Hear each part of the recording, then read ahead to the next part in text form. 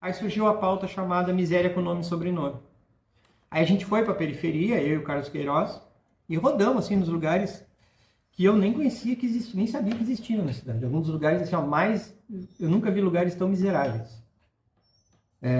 A Vila do Ceval, na beira do canal São Gonçalo, o fundo do corredor do Obelisco, assim, e não era nada. Hoje tem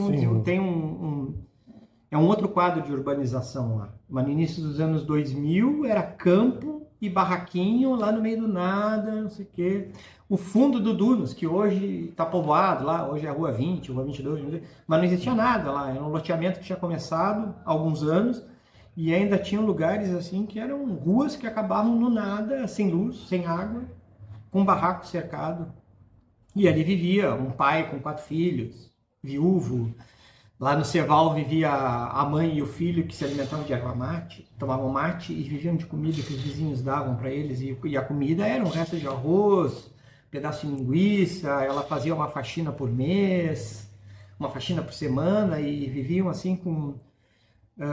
eu não me lembro os números exatamente, mas viviam assim com muito pouco perto do pouco que se vive hoje. As pessoas viviam, vamos lá, chutar, R$10 por semana. E se alimentavam e tentavam sobreviver com aquilo. Eles tinham o mesmo chimarrão e era aquele chimarrão que eles tomavam para enganar a fome. E foram histórias muito tristes. E foram histórias que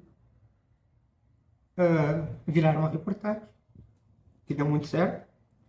E a gente conseguiu finalizar um trabalho muito bacana, escreveu no Prêmio de Direitos Humanos de Jornalismo e ganhamos o 2º lugar. Numa época que os premiados era Zero Hora, Estadão, Globo. Os jornalões. Os jornalões, os grandes jornais. A gente perdeu pro Davi Coimbra, que fez uma matéria... A gente perdeu, não.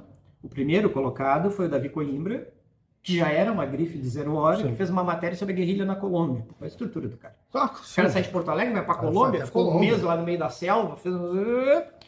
Bueno. E o Diário Popular chega lá com essa matéria aí, mostrando uma realidade que eu acho que os pelotenses na época não costumavam ver no jornal. Não tinha esse perfil. O Diário Popular fazia, claro que fazia. O Diário Popular teve redações muito fortes nos anos 70, no período da redemocratização do país, nos anos 80. O Diário Popular teve editores e repórteres que percorreram o Brasil depois, né? Com redações muito aguerridas, né?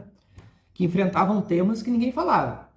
Mas nesse período, nos anos 2000, não era padrão do jornal se aprofundar em reportagens, né? Por isso que eu digo, o Caminha traz essa cultura do aprofundamento dos temas. Essa reportagem é uma reportagem de 2 páginas, 2 ou 3 páginas. E numa edição de domingo, capa, chamada na capa, se tinha todo um trabalho em cima desses produtos, né? Essa me marcou muito, foi a minha primeira grande reportagem.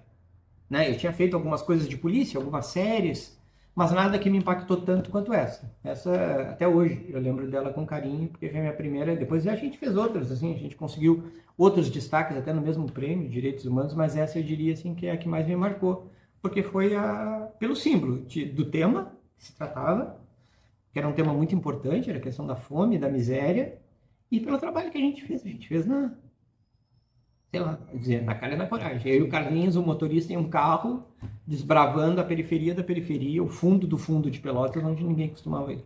Foi a mais difícil que tu fez?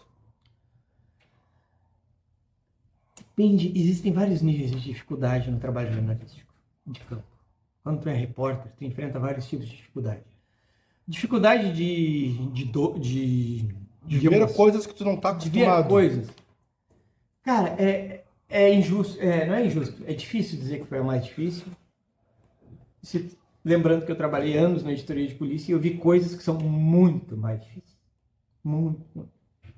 Ver criança enterrada viva, ser desenterrada na tua frente, é muito pior. Não querendo traçar um paralelo. Claro. Jamais traçar esse paralelo. Mas é muito mais impactante do que tu lidar com a questão da miséria. Sim. Porque é a violência da forma mais brutal. E eu vi muito disso. Pelotas era uma cidade que parecia não ser violenta, não tinha índices de violência. A gente tinha, assim, 3 homicídios por mês, tinha meses que não tinha nenhum homicídio. Mas quando algumas coisas que aconteciam eram realmente Pesadas. Eram realmente crimes muito brutais. O cara que matou a mulher grávida e enterrou lá onde hoje é o Quartier. Foi um caso que mobilizou a cidade. Nossa, ela estava grávida de 8 meses. Que ano foi isso? Isso foi em 2000. Ela era caixa de um supermercado que não existe mais, o Lunatel. Sim. E ele trabalhava num outro supermercado e ela ficou grávida e ele não queria que ela tivesse o filho e ele tinha um outro relacionamento e houve todo... E ela levou a gravidez adiante e aí quando ela estava com 9 meses ele fingiu que ia reatar com ela, pegou ela, levou ela para onde é hoje a João Jacob Boini. Sim. Era uma estrada de terra. Sim, Aquilo ali era uma estrada de terra, um descampado, matou ela lá e enterrou ela no meio daqueles matos. E o desaparecimento dela durou um período longo, assim, longo. Durou algumas semanas, né, dela desaparecida até encontrá-la. Foi um caso impactante, assim.